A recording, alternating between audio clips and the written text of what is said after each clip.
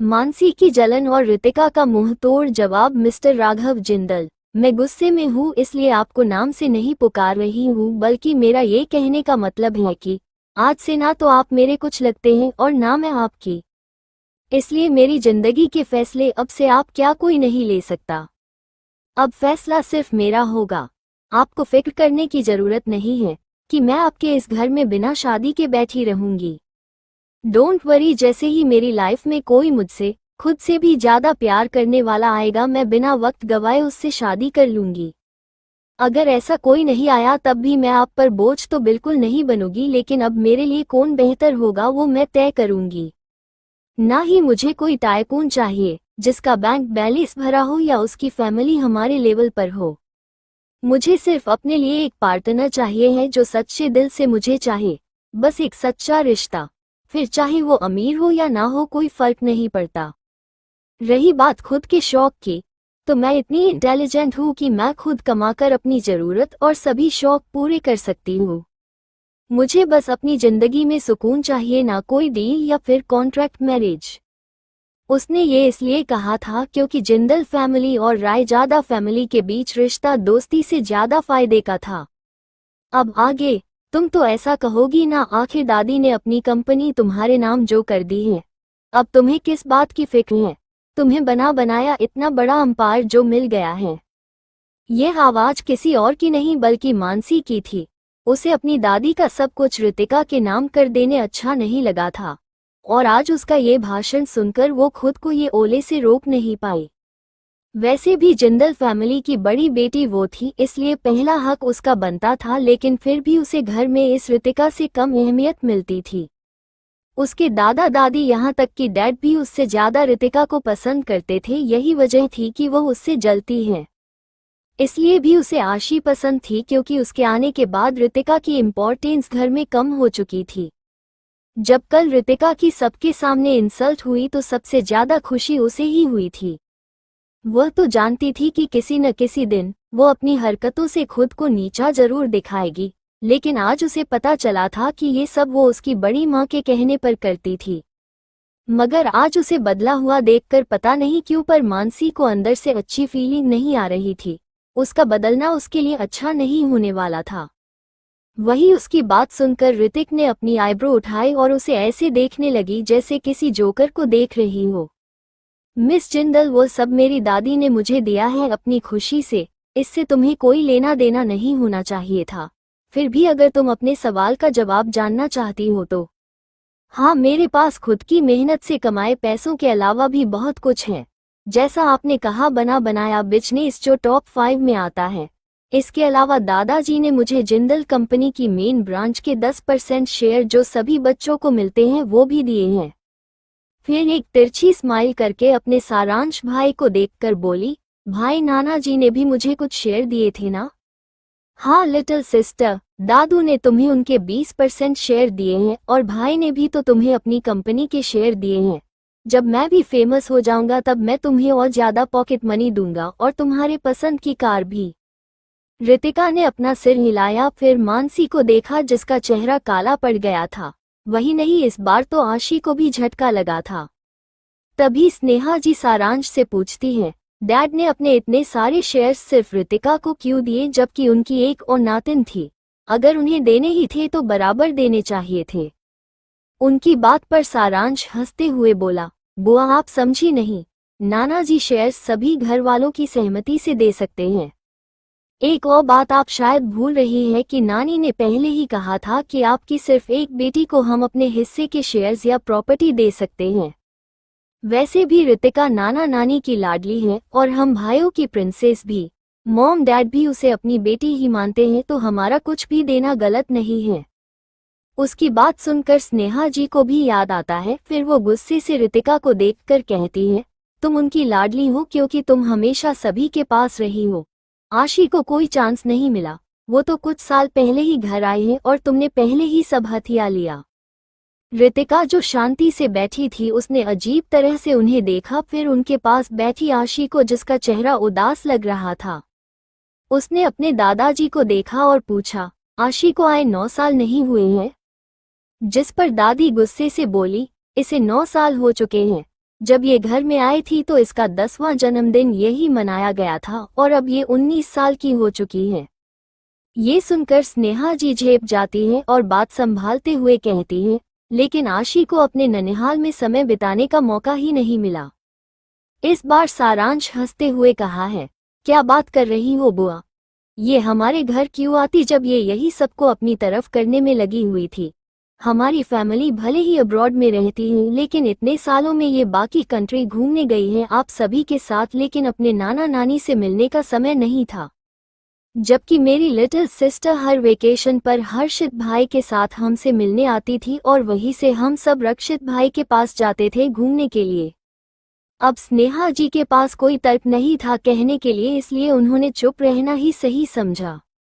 Raizada family जो कब से वहां खड़ी उन सबकी बातें सुन रही थी चौंक गई। तभी आशी की नजर एंट्रेंस पर गई तो वो जल्दी से खड़ी हो गई और मुस्कुराकर बोली, आप सभी वहां क्यों खड़े हैं, अंदर आइए ना। उसकी मीठी आवाज सुनकर सभी होश में आए। वही अधिक की मॉम तो उसके संस्कार देखकर बहुत खुश हो गई। सभी अंदर आ गए। वही जिंदल फैमिली में सब ब्रेकफास्ट कर चुके थे। आशी ने जल्दी से अपनी सास के पैर छुए। उन्होंने उसे आशीर्वाद दिया और अपने गले से लगाकर बोली, हम तो धन्य हो गए इतनी प्यारी और संस्कारी बहू पाकर। अब बस इंतजार नहीं होता कि आप कब हमारे घर में आएगी और उस घर की रौनक बढ़ाएगी। आशी शर्मा लगी। वही स्नेहा जी को अपनी बेटी पर गर्व हो रहा था। आप लोग खड़े क्यों हैं, बैठिए ना, मैं अभी नाश्ते की तैयारी करवाती हूँ, स्नेहा जी ने कहा तो अधिक की मॉम ने मना कर दिया। हमने ब्रेकफास्ट कर लिया है। आज बच्चों की छुट्टी थी तो सभी बाहर जाने की जिद कर रहे थे, इसलिए हम यहाँ आए हैं। अच्छा ये बात है, पहले बैठिए फिर तय करते हैं कहाँ जाना है। रिद्धि सभी के साथ लिविंग रूम में सोफे पर बैठते हुए बोली। वही दादाजी और दादी जी अपने रूम में चले गए आराम करने। राघव जी भी ऑफिस चले गए। रक्षित कल ही लंदन से आया था अपनी मीटिंग करके, इसलिए आज वो घर पर ही रहने वाला था। एक सोफे पर हर्षित, सारांश और रक्षित ने रितिका को भी बिठा लिया था। वो बैठना नहीं चाहती थी लेकिन उसके भाई जिद कर रहे थे इसलिए वो भी बैठ गई।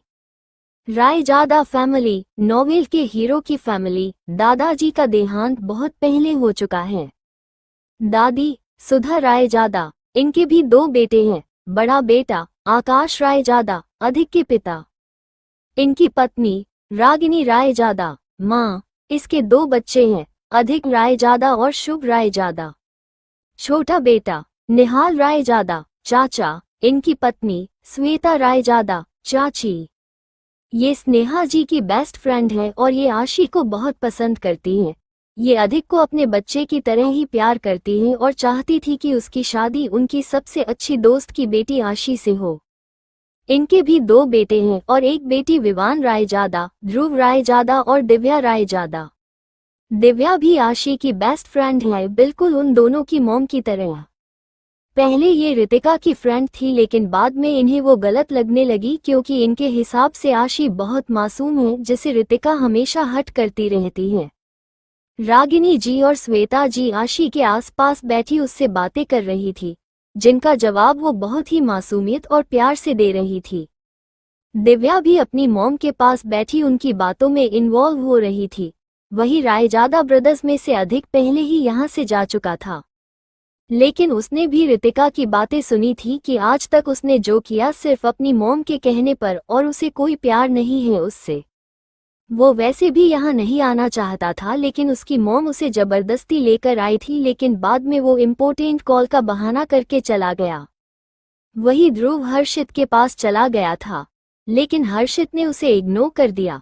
ध्रुव जानता था वो उससे गुस्सा है, इसलिए सीधा रितिका के पास गया और अपने दोनों कान पकड़कर बोला, सॉरी बेस्टी की लिटिल सिस्टर, मैंने तुम्हें गलत समझा और वो सब कहा, लेकिन आज तुम्हें ऐसे देखकर मैं सच में बहुत खुश हूँ। मैं चाहता था कि तुम खुद की अहमियत समझो लेकिन मेरा तरीका गलत था। रितिका ने उसकी आंखों में देखा जहां गिल्ट और सच्चाई नजर आ रही थी। उसे नॉर्मली स्माइल करना नहीं आता था, वो जब ही स्माइल करती थी जब उसे किसी को नीचा दिखाना हो या उसका काम तमाम करना हो। मैंने तुम्हें माफ किया, वैसे भी तुमने कुछ गलत नहीं कहा था। सच ही है, दूसरों के कहे पर नहीं चलना चाहिए। रितिका के शब्द जैसे ही ध्रुव ने सुने वो खुश हो गया और हर्षित को देखकर बोला, अब तो भी माफ कर दे, देख तेरी लिटिल सिस्टर भी मान गई है। यहाँ आ नौटंकीबाज, हर्षित ने मुंह बनाकर कहा तो ध्रुव उछलकर उसके पास बैठ गया और उसके गले लग गया। दोनों को देखकर ऐसा लग रहा था जैसे दोनों गर्लफ्रेंड बॉयफ्रेंड हो जो बहुत दिन बाद मिले हो। सबको दोनों को देखकर हंसने लगे, लेकिन श्वेता जी को ये बर्दाश्त नहीं हो रहा था कि उनके बेटे ने इस जैसी लड़की से माफी मांगी, वो भी सबके सामने। उन्होंने अपने हाथ की मुट्ठी कस ली और एक एक शब्द कर जोर देकर बोली, माफी यहाँ रितिका को मांगनी चाहिए थी, हम सबसे आखिर वही तो थी जिसने हमारे घर के बेटे को परेशान करके रखा था। उनकी कड़वी बात सुनकर हंसी भरा माहौल फिर से शांति में बदल गया। रितिका ने अपनी ठंडी नजरों से उन्हें देखा तो वो एक पल के लिए घबरा गई। उसके घूरने पर उन्हें गुस्सा आने लगा, तभी उन्हें उसकी सख्त आवाज सुनाई दी जो वार्निंग से भरी हुई थी। कल किसने क्या खेल खेला था ये सभी जानते हैं मिसेज श्वेता रायजादा, लेकिन लगता है आपकी याददाश्त कमजोर है, इसलिए आप भूल गई हो कि माफी किसे मांगनी चाहिए। रही बात आपके घर के बेटे को परेशान करने की, तो आप ये शिकायत अपनी बेस्ट फ्रेंड से क्यों नहीं करती। इन्हीं की ट्रिक है ये जिससे ये लड़कों को पटाया करती होगी। आपसे बेहतर इनके बारे में किसे पता होगा। स्नेहा जी जो शांत बैठी थी, एक बार फिर से खुद की फिक्र पर उन्होंने गुस्से से रितिका को देखा। तभी आशी उदासी से बोली, दी आप मॉम के बारे में ऐसा कैसे कह सकती है। श्वेता जी भी गुस्सा हो गई। मैंने कहा था ना दीदी, ये लड़की बदतमीज है। अच्छा हुआ जो आपने मेरी बात मानकर अधिक का रिश्ता इससे तोड़ दिया और आशी से तय कर दिया। हमारा बच्चा बच गया इस जैसी शातिर बदमाश से। हाँ हाँ हाँ हाँ। रितिका को उनकी बात सुनकर हंसी आने लगी। उसके साथ हर्षित और सारांश भी हंस रहे थे। उनके मन में यही चल रहा था कि ये औरत हमारी बहन को शातिर बदमाश कह रही है, इन्हें क्या पता है कि किस गिरगिट से रिश्ता करवा दिया है। वही रितिका के हंसने की वजह दूसरी थी। उसे तो ये औरत किसी बेवकूफ जैसी लग रही थी। उन तीनों को हंसता देख किसी को समझ नहीं आया कि वो गुस्सा होने की जगह हंस क्यों रहे हैं, सिवाय रक्षित के जो शांत बैठा अपने ऑफिस का काम कर रहा था। दिव्या से जब उनका हंसना बर्दाश्त नहीं होता तो वो गुस्से से कहती हैं, क्या तुम तीनों पागल हो गए हो। पागल हम नहीं, तुम्हारी मॉम हो चुकी है। मतलब गजब है, खुद की बेस्ट फ्रेंड से सवाल नहीं करना है कि क्या तुमने ऐसा करने के लिए कहा था या नहीं, बल्कि अपनी उम्र से छोटों के साथ चुगली चाची की तरह झगड़ा करना है। इस बार रितिका की जगह सारांश ने जवाब दिया था, क्योंकि वो समझ चुका था कि उसकी बहन अब इरिटेट हो चुकी है। अब बेचारी श्वेता जी से कुछ बोलते ही नहीं बन रहा था। उन्होंने अपनी दोस्त को देखा जैसे जवाब मांग रही हो, जिस पर स्नेहा जी का सिर शर्म से झुक गया। उनका कुछ ना बोलना उनकी सहमति दिखाती थी। अब श्वेता जी की बोलती बंद हो गई थी।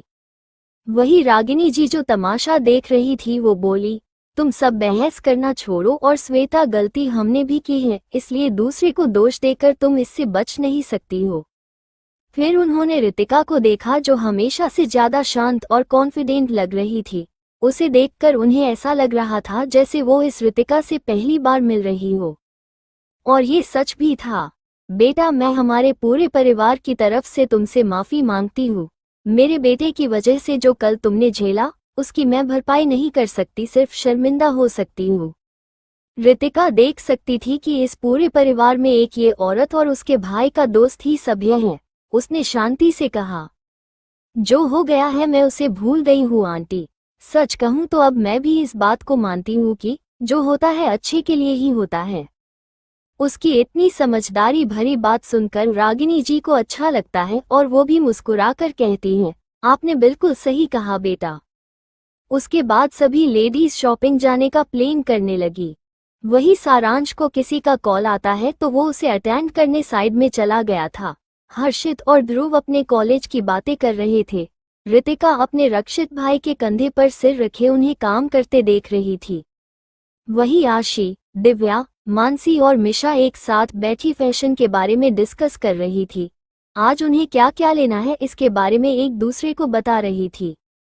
वही किसी नज़र बार बार रक्षित को देख रही थी जो अपने काम में व्यस्त था।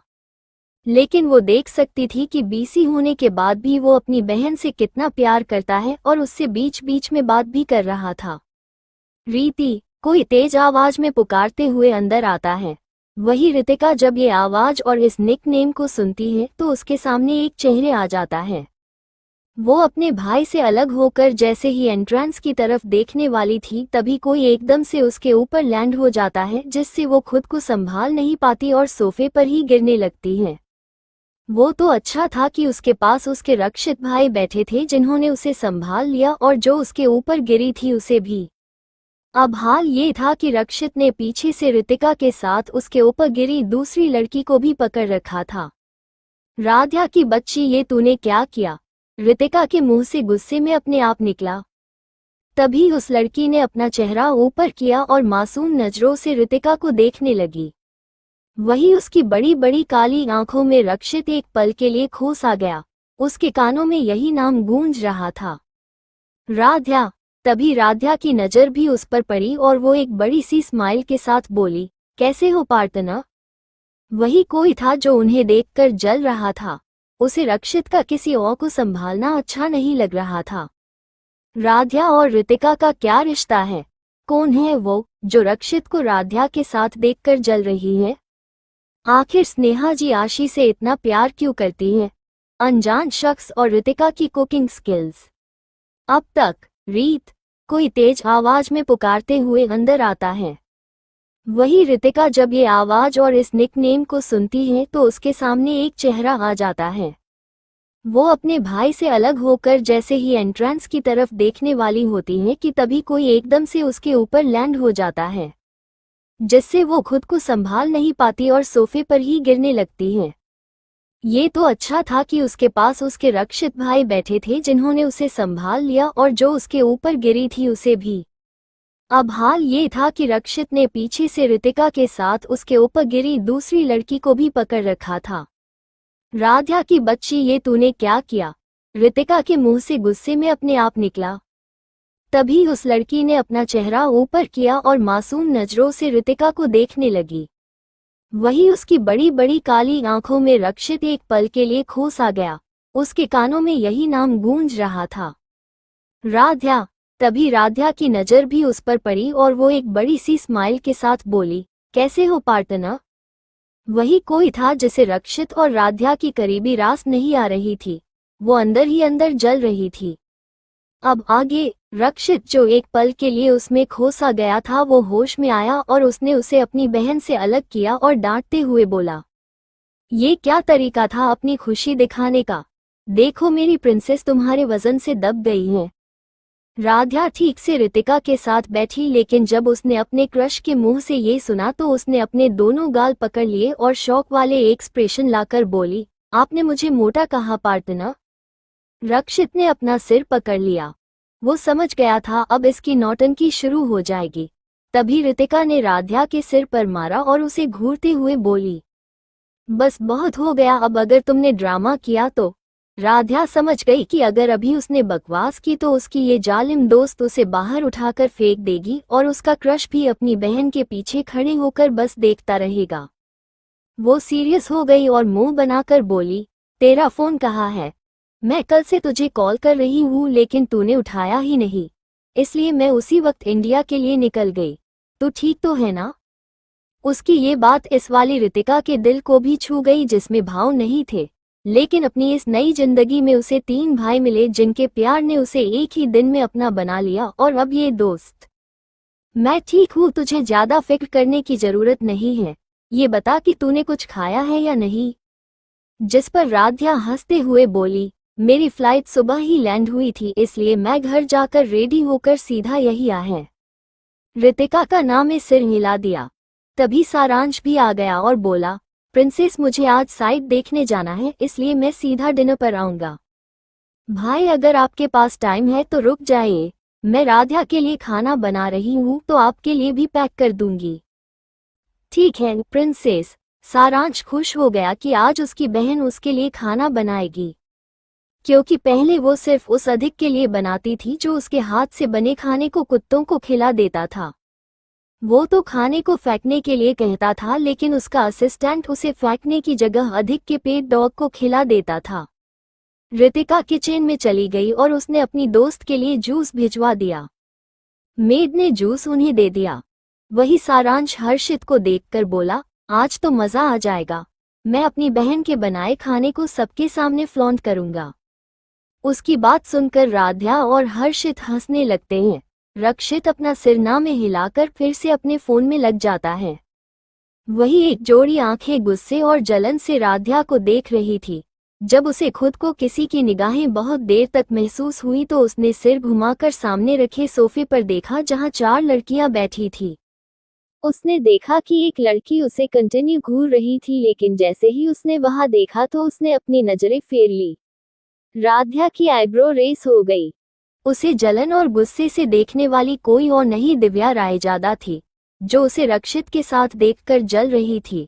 राध्या भी उसे जानती थी, आखिर ये उसकी बचपन की दोस्त रितिका की फ्रेंड जो थी। उसे हमेशा से ये अच्छी नहीं लगती थी क्योंकि ये उसकी दोस्त पर बहुत दोष जमाती थी, क्योंकि उसे पता था उसके बड़े भाई अधिक की वजह से वो उसे कुछ नहीं कह पाएगी। तभी उसने सुना कि स्नेहा जी कितने प्यार से आशी से बात कर रही थी। बच्चा जाओ और रेडी हो जाओ, हम सब शॉपिंग पर जा रहे हैं। मानसी और मिशा तुम दोनों भी जाओ बेटा। जी बड़ी माँ। दोनों अपने रूम की तरफ चली गई। आशी थोड़ा हिचकिचा रही थी। उसने अपनी मॉम को देखा और बोली, मॉम क्या हम दी को भी लेकर का सकते हैं? उसके इस सवाल पर स्नेहा जी शांत हो गई। रागिनी जी कुछ कहने को हुई कि तभी सबको एक ठंडी आवाज सुनाई दी, इसकी फिक्र तुम्हें करने की जरूरत नहीं है। आज मैं घर पर सिर्फ अपनी बहन के लिए ही रुका हूँ और वो जहाँ भी जाएगी मेरे साथ जाएगी, इसलिए तुम सब आराम से जा सकती हो। मेरी प्रिंसेस मेरे साथ आ जाएगी। रक्षित बेटा क्या तुम हमारे साथ नहीं आ रहे हो? स्नेहा जी पूछती है, जिस पर वो उन्हें अपनी कोल्ड नजरों से देखता है। फिर वहां से उठते हुए किचन की तरफ जाते हुए बोलता है, मिसेज जिंदल मैंने जो अभी कहा शायद आपने ठीक से सुना नहीं। मैं अपनी बहन के साथ जाऊंगा, इसलिए आप लोग निकल जाइए, हम आ जाएंगे। उसका वही जवाब सुनकर स्नेहा जी ने उदासी से अपनी बेटी को देखा जो बहुत दुखी लग रही थी। श्वेता जी को भी आशी के लिए और अपनी दोस्त के लिए बुरा लग रहा था। ये लड़की तुमसे तुम्हारा बेटा और आशी से उसका भाई छीन रही है। ये कभी हमारी आशी को खुश नहीं रहने देगी। जिस पर दिव्या भी बोली, आप सही कह रही हो मॉम। रितिका की वजह से रक्षित जी आशी को इग्नोर करते हैं, जिस वजह से वो अकेले में बहुत रोती हैं। क्या उन्हें अपनी दूसरी छोटी बहन नजर नहीं आती? राध्या को वो सब किसी जोकर जैसे लग रहे थे जो खुद की गलती देखने के बजाय दूसरे पर उंगली उठा रहे हैं। हर्षित और सारांश का एक्सप्रेशन भी डार्क हो गए थे। वो कुछ कहते उससे पहले ही राध्या गुस्से से फट पड़ी। ओह, तो तुम्हें उसका रोना दिखाई देता है, लेकिन रितिका का क्या? उसके तो माँ बाप अपनी एक बेटी के लिए उसे इतने सालों से इग्नोर कर रहे हैं। इग्नोर क्या, वो तो उसे भूल चुके हैं, वो भी सिर्फ इसलिए क्योंकि उन्हें लगता है वो ज्यादा लाड़ प्यार में बिगड़ गई हैं और वो अपनी चिढ़ में आपकी इस सफेद कमल को हट कर देगी। खैर, कहना तो नहीं चाहिए, लेकिन आंटी आपको और आपकी दोस्त को डबल स्टैंडर्ड की बीमारी है। पता नहीं मेरी रितिका ने इनका ऐसा क्या बिगाड़ दिया है जो जब देखो ये उसके पीछे हाथ धोकर पड़ी रहती थी। किसी बाहर वाले के कड़वी बातें सुनकर श्वेता जी गुस्से से तमतमा उठती है। ए लड़की जबान संभाल कर, चिल्लाए मत आंटी। चिल्लाना मुझे भी आता है और मेरा तो कुछ नहीं बिगड़ेगा, लेकिन आपका बीपी जरूर बढ़ जाएगा, इसलिए जितना झेल सकती हो उतना ही बोलो। राध्या, ये आप किस तरह से हमारी दोस्त और समधन से बात कर रही हैं? स्नेहा जी से जब बर्दाश्त नहीं होता तो वो उसे टोक देती हैं। उनके सवाल पर राध्या मुस्कुराकर कहती है, ठीक वैसे ही जैसे ये अभी मेरी बेस्टी को भला बुरा सुना रही थी। अपनी बात कहने के बाद वो वहां नहीं रुकती और किचन की तरफ जाने लगती हैं। दोनों भाई भी गुस्से से उसके पीछे चले जाते हैं। स्नेहा जी का सिर झुक जाता है, उनकी आंखों के कोने भीग जाते हैं। अपनी मॉम को रोता देख आशी उनके गले लग जाती है। ये सब मेरी गलती है मॉम, आप मुझे इतना प्यार क्यों करती हो, जिससे दी आपसे इतना नाराज हैं, और अब दोनों भाई भी। क्या हम कभी एक हैप्पी फैमिली की तरह नहीं रह पाएंगे? स्नेहा जी ने उसकी पीठ को सहलाया और बोली, तुम खो गई थी तब मैंने जीने की आस ही छोड़ दी थी। अब जब तुम मेरे पास हो तो मैं बस तुम्हें दुनिया की सभी खुशियां देना चाहती हूँ। मैं तुम्हारे लिए थोड़ी सेल्फिश हो गई थी। श्वेता जी अपनी दोस्त को खुद को दोष देता देखकर उनके कंधे पर रखकर कहती हैं, इसकी वजह भी तो रितिका ने ही दी है ना। सच हम सब जानते हैं कि उसकी जिद की वजह से ही हमारी 3 साल की आशी उन बुरे लोगों के हाथ लग चुकी थी। अगर वो आइसक्रीम खाने की जिद ना करती और ऐसे बिना किसी की बात सुने रोड पर नहीं भागती तो राघव जी उसके पीछे नहीं जाते और ना ही आशी गायब होती। ये याद आते ही स्नेहा जी की आंखों में फिर से रितिका के लिए नाराजगी और गुस्सा उतर आया। तुम सही कह रही हो श्वेता, उसकी गलती की वजह से मेरी बेटी इतनी बड़ी फैमिली की प्रिंसेस होकर एक अनाथ की तरह पली और इतनी कठिनाइयां झेलनी पड़ी। अब अगर मैं उससे थोड़ा ज्यादा प्यार भी करती हूँ तो इसमें कोई गलत नहीं है। फिर उन्होंने आशी को देखा और बोली, अब ये सब छोड़ो और रेडी हो जाओ। आज माँ और बेटी मिलकर ढेर सारी शॉपिंग करेंगे। आशी भी खुश हो गई और हाँ कहकर सेकंड फ्लोर पर अपने रूम की तरफ चली गई। उनकी बातें किचन से आ रही रितिका ने सुन ली थी लेकिन उसे कोई फर्क नहीं पड़ा। वही राध्या जिसे उसने जबरदस्ती डाइनिंग एरिया में बैठा दिया था वो अभी भी गुस्से में थी। रितिका भले ही खाना बनाने में बिजी थी लेकिन उसने राध्या का उसकी साइड लेना और उसकी बातों उसके लिए फिक्र साफ नजर आ रही थी। रक्षित ने भी सब देखा और सुना था क्योंकि उसे भी रितिका ने बाहर डाइनिंग एरिया में बैठने के लिए कहा था। राध्या का उसकी बहन के लिए बोलना और उसकी फिक्र करना सब उसे पसंद आया था। वो समझ गया था कि ये लड़की भी उसकी प्रिंसेस से बहुत प्यार करती है और उसके लिए कुछ भी कर सकती है। रितिका के बनाए खाने की खुशबू बाहर तक आ रही थी। हॉल में बैठे सभी का ध्यान डाइनिंग एरिया की तरफ चला गया जहां रितिका डिशेज लगा रही थी और राध्या उसकी मदद कर रही थी। स्नेहा कुछ भी कहो लेकिन तुम्हारी बड़ी बेटी खाना बहुत अच्छा बनाती है। रागिनी जी के मुंह से एकदम से ये शब्द निकल गए। दीदी क्या आपने उसके हाथ का बना खाना खाया है? श्वेता जी शक से पूछती हैं क्योंकि उनके परिवार में कभी किसी ने रितिका के बनाए खाने को छुआ भी नहीं था। वो हमेशा नई नई डिश अधिक के लिए बनाकर लाती थी और रागिनी जी और उसे भी देती थी लेकिन वो उस खाने को अपने पेट डॉग को खिला देते थे। अपनी देवरानी की जात सुनकर रागिनी जी कहती हैं, एक बार मैंने गलती से उसका दिया खाना खा लिया था और वो सच में स्वादिष्ट था। बाद में मेड ने बताया कि ये खाना वही है जो रितिका लेकर आई थी। अच्छा, श्वेता जी ने बस इतना ही कहा और रितिका को देखने लगी। उन्हें ये लड़की हमेशा से चालबाज और घमंडी ही लगती थी, फिर ये उनका दिल जीतने के लिए कुछ भी क्यों ना करे। श्वेता रायजादा एक ऐसी इंसान थी जो एक बार किसी के बारे में अपनी राय बना ले फिर उसे कोई भी अपनी लाख कोशिशों या अच्छाई से भी नहीं बदल सकता था। वैसे ये कोई सीधी औरत नहीं थी जो सच्चाई की मूरत हो, बल्कि इन्हें अपने रायजादा होने पर काफी घमंड है। वही डाइनिंग टेबल का माहौल खुशनुमा था। रितिका ने नाश्ते के लिए बेसन का चीला बनाया था। उसके बीच में पनीर और वेजिटेबल्स की स्टफिंग की थी और उसके साथ हरी तीखी चटनी के साथ रेड चिली गार्लिक चटनी भी बनाई थी। जब सबने खाया तो उनकी आंखें चमक उठी। सारांश तो खुशी से चिल्लाते हुए बोला, वाह, मेरी बहन के हाथों में तो जादू है। कितना टेस्टी बना है, मन कर रहा है खाता ही जाओ। रितिका अपनी तारीफ सुनकर हल्का सा मुस्कुराई। उसने अपनी पिछली जिंदगी में किसी दूसरे के लिए खाना बनाना जैसा काम नहीं किया था, इसलिए वो इस फीलिंग को बयां नहीं कर सकती है।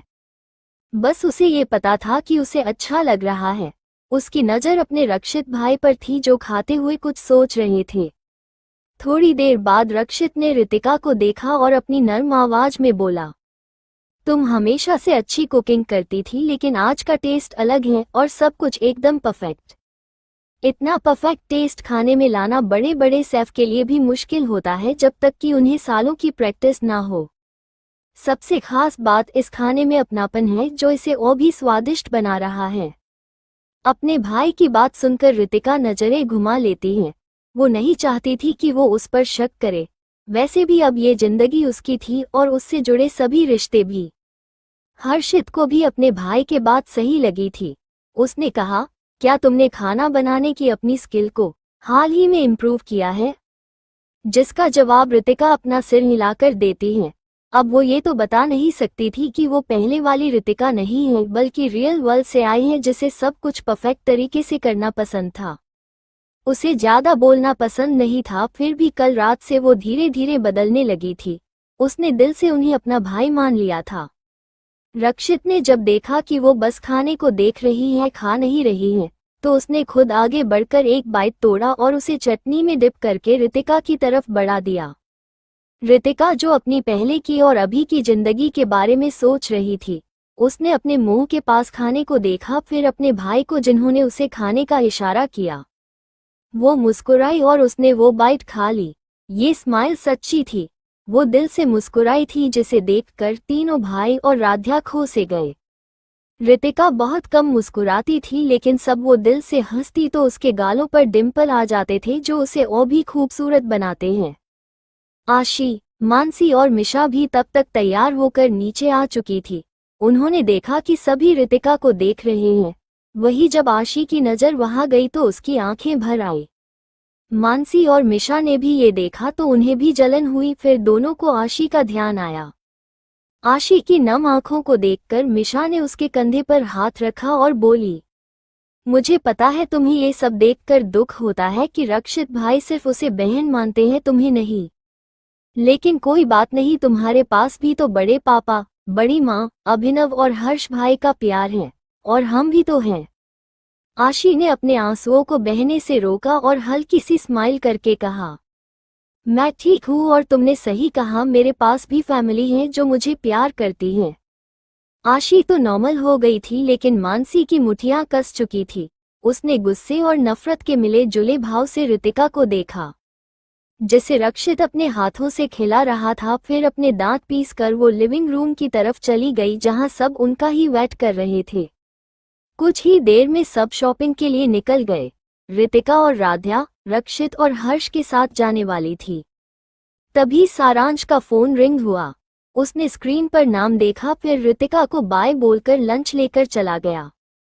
जैसे ही वो बाहर आया उसे एक कार पहले से ही खड़ी दिखी। वो आकर बैक सीट पर बैठ गया। कहाँ थे तुम यार? पता है इसने हम दोनों को कब से डरा के रखा हुआ था। ड्राइविंग सीट पर बैठे लड़के ने नाराजगी से कहा तो सारांश ने अपने बगल में बैठे लड़के को देखा जो दिखने में डिसेंट लग रहा था। उसने सादे से कपड़े पहने हुए थे और आंखों पर बड़े ग्लासेस लगा रखे थे। वो दिखने में ही पढ़ाकू लग रहा था। बाल मैसी थे लेकिन उसकी पर्सनैलिटी एकदम किलर। उसका एटीट्यूड और ऑरा उसके लुक को सूट नहीं करता था। अभी उस लड़के की नज़र सारांश के हाथ में पकड़े टिफिन पर थी। जब सारांश ने उसकी नज़रें अपने हाथ में पकड़े खाने पर देखी तो उसने उस टिफिन को साइड में छुपा लिया। उसकी इस हरकत पर इस लड़के की आंखें सिकुड़ गई। वही पैसेंजर सीट पर बैठा लड़का जो कब से उन्हें देख रहा था, जब उसने अपने दोनों दोस्तों को देखा तो सिर पकड़ लिया। अब शुरू हो गया इनका फिर से। अभी उसने कहा ही था कि पीछे से सारांश के चिल्लाने की आवाज आई और कुछ देर में कार में शांति छा गई। चलो, एक ऑडियो टोन सुनाई दी, जिसके बाद ड्राइविंग सीट पर बैठे लड़के ने कार स्टार्ट कर दी और अपनी डेस्टिनेशन की तरफ बढ़ा दी। वही उस लड़के के हाथ में वही टिफिन था। उसने उसे खोला तो खाने की खुशबू कार में फैल गई। सारांश एक तरफ अपना गाल सुजाए बैठा था। मैं अपनी बहन को बताऊंगा कि तुम कितने बदमाश हो और तुमने उसके हाथों से बनाया खाना भी मुझसे छीन लिया। लेकिन उस लड़ने ने उसकी बातें से इग्नोर कर दी, जैसे उसने कुछ सुना ही ना हो। उसने एक बाइट तोड़ा और अपने मुंह में रख लिया। जैसे ही खाने का स्वाद अंदर घुला उसकी आंखें एकदम से बंद हो गई। उसे एक सुकून का एहसास हुआ था और उसकी भूख भी बढ़ गई। फिर वो बिना किसी पर ध्यान दिए खाने लगा। वही अपने दोस्त को ऐसे देखकर तीनों लड़के सदमे में थे। उनके मन में यही चल रहा था कि कोई इतने प्यार से किसी का दिया खाना कैसे खा सकता है, वो भी उनका एक खड़ूस दोस्त। तो कौन है ये लड़का और क्या रिश्ता है इसका रितिका से? क्या राध्या का आना लाएगा रक्षित की जिंदगी में नया मोड़? आगे जानने के लिए पढ़ते रहिए ये कहानी। Please comment, like, share and review this novel. Ritika की खूबसूरती और शॉपिंग। रितिका जब अपने रूम में आए तो उसके साथ राध्या भी थी। उसने सबसे पहले अपना फोन चार्ज में लगाया, फिर अपने वॉक इन क्लोजेट के अंदर चली गई। राध्या वही सोफे पर पसर गई क्योंकि वो काफी थकी हुई थी। क्लोजेट रूम में जाकर जैसे ही रितिका ने वार्डरोब खोला तो अंदर रखे कपड़े देखकर उसका सिर दर्द करने लगा। ये लड़की पूरी पागल ही थी। यहाँ तो सभी इंडियन ड्रेसेज हैं, वो भी उस कलर के जो आशी की पसंद हैं। तभी उसे याद आता है कि इस रितिका की माँ ने उसे कहा था कि लड़कों को आशी जैसी संस्कारी और मासूम लड़कियां पसंद होती हैं। इसलिए उसे अब से इंडियन ड्रेसेज ही पहनने चाहिए जिससे अधिक उसे अटेंशन दे। ओह गॉड, ये औरत क्या सच में रितिका की माँ भी है? ये तो उसे आशी की परछाई बनने पर मजबूर कर रही थी जिससे हर कोई उससे नफरत करे और उसे इग्नोर करे। अगर मैंने नोवेल पढ़ी नहीं होती तो मुझे सच में लगता कि रितिका की माँ के भेष में कोई और है। लेकिन ऐसा नहीं है, ये उसकी असली माँ है जो अपनी एक बेटी के खोने की वजह दूसरे को मानती रही और उसे प्यार देने के बजाय उसे कैसे बर्बाद करना है ये सोचती रहती थी। कोई माँ अपनी ही बेटी के साथ इतनी निर्दय कैसे हो सकती है? वो उससे बदला लेना चाहती थी, इसलिए उसने रितिका को ये सब करने पर जोर दिया और जब उनकी खोई हुई बेटी वापस आ गई तो उसे सभी बेस्ट देने के चक्कर में उन्होंने अपनी एक बेटी की जिंदगी तबाह कर दी। अपनी पढ़ी नॉवेल को याद करके रितिका ने अपने हाथ की मुट्ठी बना ली और गुस्से से बोली, मिसेज राघव जिंदल, बहुत टारगेट कर लिया आपने भोली भाली रितिका को, लेकिन अब जिससे आपका सामना होगा वो डेविल क्वीन है, अंडरवर्ल्ड की रानी। बहुत शौक है ना अपनी बेटी को सबसे ऊपर रखने का, तो देखो मैं कैसे उसे एक साइड कैरेक्टर बनाती हूँ। तो क्या हुआ अगर वो हीरोइन है? देखते हैं बिना विलेन को फंसाए वो कैसे मेन कैरेक्टर बनती है। क्योंकि मैं अपनी कहानी की मेन कैरेक्टर और जो भी मेरे रास्ते में आएगा उसकी जिंदगी की विलेन। तुम्हें तुम्हारा हीरो मुबारक, क्योंकि बेवकूफ हीरो से बेहतर एक साइको विलेन होता है। ये कहकर वो जोर जोर से हंसने लगी। उसकी आंखों में एक अलग ही चमक थी। रितिका ने सभी सेल्स देखी तो उसे कोने में एक कॉटन ड्रेस देखी जो येलो कलर की थी और स्लीव्स उसकी स्लीवलेस थी लेकिन शोल्डर पर बांधने वाली। उसने टी शर्ट और पजामा जिन्हें वो अक्सर घर में पहना करती थी उन्हें चेंज करके ड्रेस पहनी और बाहर आ गई। वो बहुत ही ब्यूटीफुल और क्यूट लग रही थी। वो मिरर के सामने आकर हल्का सा मेकअप करती हैं, फिर लिप ग्लास लगाकर अपना शोल्डर बैग लेती हैं जिसमें वो अपना फोन, कार्ड और कुछ चीज डालती हैं। लास्ट में वो वाइट हील्स पहनकर राध्या की तरफ मुड़ती है जो उसे मुंह फाड़े अपनी टिमटिमाती आंखों से देख रही थी। राध्या, रितिका उसे बुलाती है लेकिन वो नहीं सुनती। ये देखकर वो अपना सिर ना में हिला देती हैं और सीधा उसका हाथ पकड़कर ले जाने लगती हैं। तब जाकर राध्या को होश आता है और वो पूछती है, तुम सच में मेरी वाली रीत ही हो ना? उसके पूछने पर रितिका कहती है, नहीं। जिस पर राध्या का मुंह बन जाता है और बोलती है, अरे तुम्हें तो ड्रामेटिक रिप्लाई देना चाहिए था, जैसे मैं रितिका की भूत लगती हूँ क्या? या फिर तुम्हारी आंखें खराब हैं उन्हें चेक करवाओ, लेकिन तुम तो मान गई। हाँ, क्योंकि यही सच है, पहली वाली बेवकूफ सबकी बातें मानने वाली रितिका मर चुकी है और अब जो तुम्हारे सामने है ये असली रितिका है जिसके लिए उसकी सेल्फ रिस्पेक्ट सबसे ज्यादा जरूरी है। वो थोड़ा रुकी और राध्या को देखा जो शौक में थी, फिर आगे बोली, क्या तुम्हें मैं ऐसी पसंद नहीं हूँ? उसके सवाल को सुनकर राध्या सोच में पड़ गई। अब तक दोनों बाहर एंट्रेंस गेट पर आ चुके थे। आमने ही रोल्स रॉयस खड़ी थी जिसकी ड्राइविंग सीट पर हर्षित बैठा है था और रक्षित कार से टिकर खड़ा उनके आने का ही इंतजार कर रहा था। वही राध्या अपनी सोच से बाहर आए और रितिका के दोनों हाथों को पकड़ लिया। दोनों वही रुक गए। तभी राध्या ने उसे एकदम से गले लगाया और बोली, सच कहूं तो मुझे ये वाली रितिका ज्यादा पसंद है जो अपने लिए स्टैंड लेती है और दूसरों का मुंह बंद कर देती है। अब मुझे पता है कि मेरी दोस्त को कोई भी तंग नहीं कर सकता और जिसने किया उसकी तो शामत आनी है। रितिका भी मुस्कुरा उठी। वो बहुत खुश थी कि उसे सब वैसे ही अपनाने को तैयार हैं जैसे वो है। वो मन ही मन उस रितिका का थैंक्स भी कर रही थी जो उसे उसकी वजह से इतनी प्यारी फैमिली और दोस्त मिली। तुम जिनके प्यार की कदर नहीं कर पाई और जो तुम्हें कुछ नहीं समझते थे उनके पीछे भागती रही। ये तुम्हारी ही भूल थी गलत लोगों को चुनने की। अक्सर लोग वो चीज पाना चाहते हैं जिसे हासिल करना मुश्किल है, जिसके चक्कर में जो उनके पास है उसे भी गवा बैठते हैं। उसे याद था कि नॉवेल में रितिका से प्यार करने वालों का क्या हाल हुआ था। राध्या जो उसके बड़े भाई से प्यार करती थी उसे किसी और से शादी करनी पड़ी क्योंकि रितिका दिव्या का दिल नहीं तोड़ना चाहती थी। अपनी बहन की जिद से मजबूर होकर रक्षित ने भी दिव्या से शादी कर ली थी, लेकिन उसके बाद से उनके भाई बहन का रिश्ता पूरी तरह टूट चुका था। शादी के अगले दिन ही न्यूज में 2 लोगों के सुसाइड करने की खबर आई थी।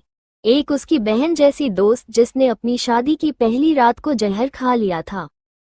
दूसरी उस भाई की जो इतना मजबूत था और इतना खतरनाक, लेकिन वो राध्या की मौत का सदमा बर्दाश्त नहीं कर पाया। इसलिए अपने प्यार के अंतिम संस्कार में ही उसने सबके सामने खुद को गोली मार ली, लेकिन तब भी उसने अपनी बहन से ये नहीं कहा कि उनके मरने की वजह वो है। अपने बड़े भाई जो उससे बहुत प्यार करते थे उन्हें खोकर रितिका टूट गई। तब उसे अपनी गलती का एहसास हुआ। उसके परिवार ने उसे ब्लेम किया। वही दिव्या जो उसके भाई से सच्चा प्यार करने का दावा करती थी, उसने उनके मरने के 1 महीने बाद ही दूसरी शादी कर ली और खुशी खुशी रहने लगी। यही वो वक्त था जब अधिक और आशी की शादी भी होनी थी और वो भी सब कुछ छोड़कर जाना चाहती थी, लेकिन आखिर में उसके प्यार के हाथों ही मौत हो गई। नॉवेल में लिखी घटनाओं को याद करके रितिका की आंखें भर आई और 2 बूंद आंसू उसके गालों से बहते हुए जमीन पर गिर पड़े। उसे रोता देखा राध्या और रक्षित जो कार के पास खड़ा उन दोनों के आने का ही इंतजार कर रहा था। वो घबरा गया और अपने लंबे लंबे कदम रखते हुए रितिका के पास पहुंच गया। क्या हुआ प्रिंसेस? रक्षित ने उसके आंसू अपने हाथ से साफ करते हुए पूछा तो वो उसके गले लग गई और बोली, कुछ नहीं भाई, बस मुझे पहले की बात याद आ गई जब मैंने आपसे यहाँ से चले जाने की जिद की थी। अगर मैं ऐसा नहीं करती तो मेरी जिंदगी इतनी उलझी हुई नहीं होती। वो सही कह रही थी क्योंकि स्नेहा जिंदल ने रितिका को कहा था कि वो अपने भाई को बाहर भेज दे। जब उसका भाई चला गया था तब से ही स्नेहा जिंदल उसे बार बार अधिक का पीछा करने और सबको बताने के लिए कहती कि वो उसका मंगेतर है। नए नए आइडिया देती जिससे दोनों साथ हो सके, लेकिन उसे कभी समझ नहीं आया कि आशी के आने के बाद भी वो उसे अधिक के पीछे भागने को क्यों कहती थी। अगर उन्हें अपनी बेटी का रिश्ता तय करना था तो ये ऐसे ही हो जाता। रितिका ने अपना सिर झटका और बोली, चलो भाई, आज से एक नई शुरुआत है। उसके बाद उसने अपनी एक बाह अपने भाई के हाथ में डाली और दूसरी अपनी दोस्त के हाथ में और कार के पास जाने लगी। उसे फिर से नॉर्मल देखकर रक्षित हल्का सा मुस्कुराया, फिर उसकी नजर राध्या पर पड़ी जिसके हाथ को रितिका ने थामा हुआ था। उसके दिल में एक ख्याल आया और उसके दिल में तेज हलचल होने लगी। उसने अपनी नजरें जल्दी से हटाई और सामने देखने लगा। कार के पास आकर रक्षित ने दोनों लड़कियों के लिए डोर ओपन किया। पहले रितिका बैठी, फिर राध्या। रक्षित ने जब देखो दोनों सही से बैठ गई हैं तो उसने डोर बंद किया और खुद आगे जाकर पैसेंजर सीट पर बैठ गया।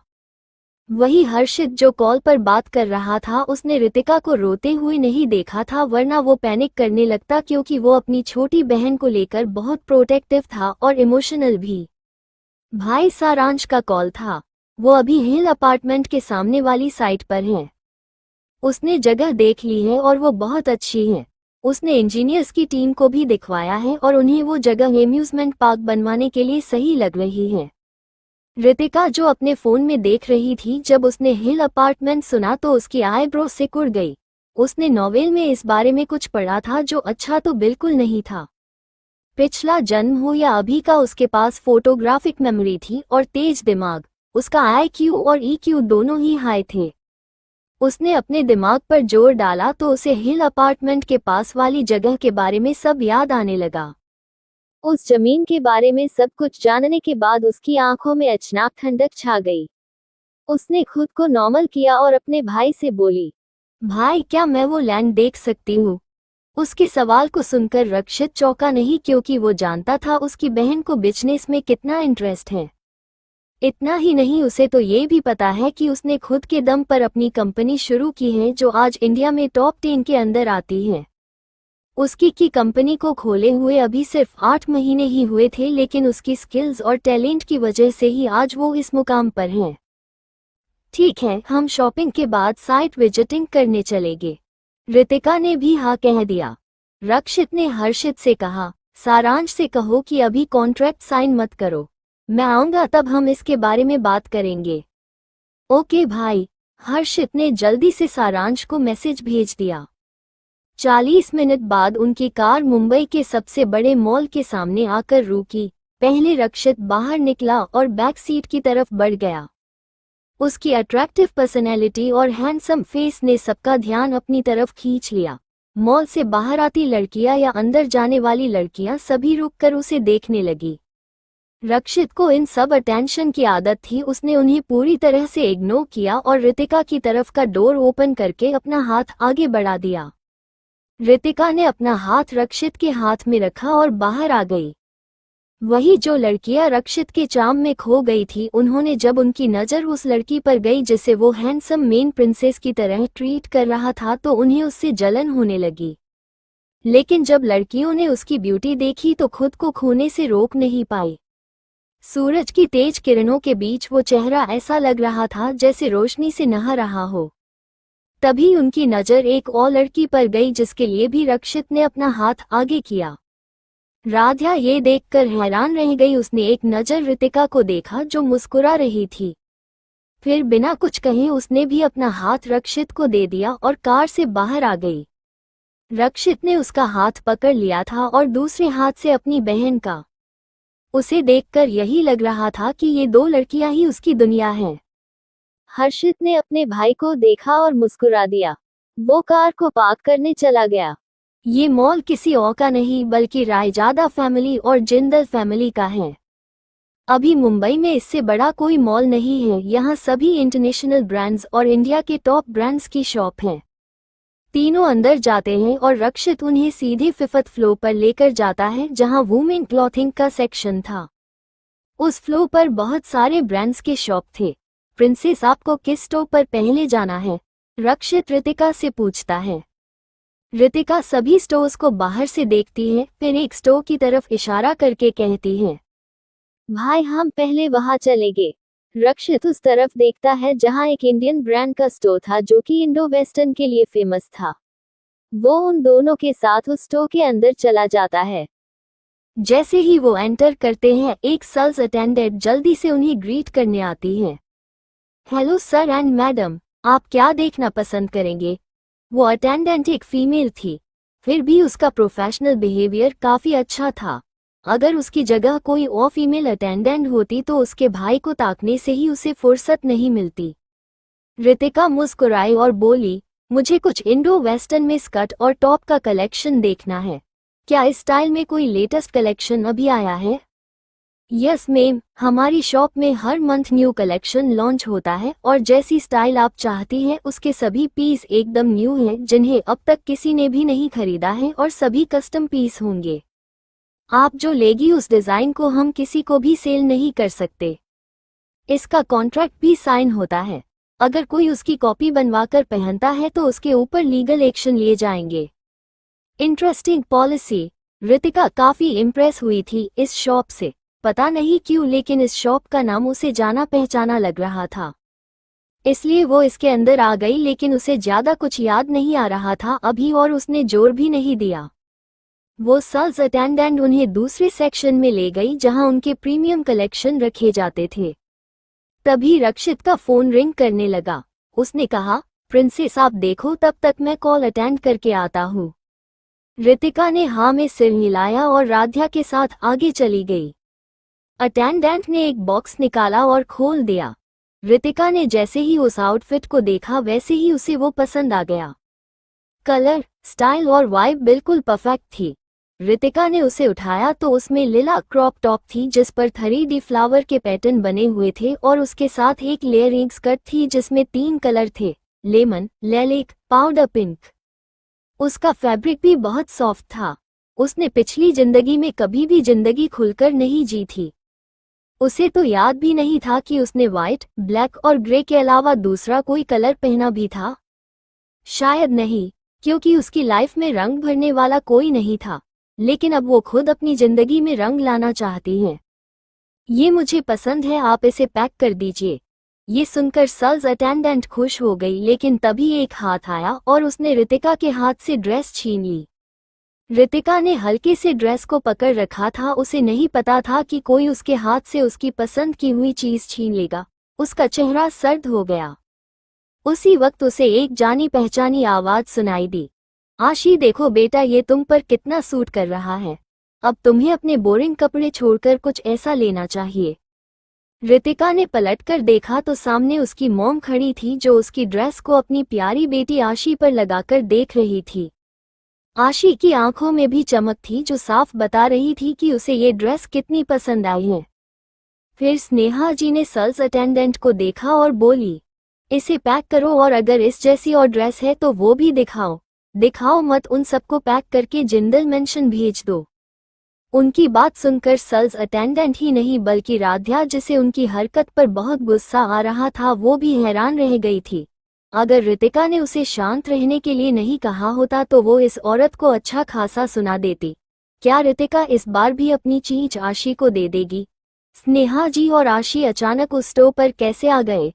क्या जवाब देगी रितिका उनकी बेशर्मी का? आगे जानने के लिए पढ़ते रहिए ये कहानी सिर्फ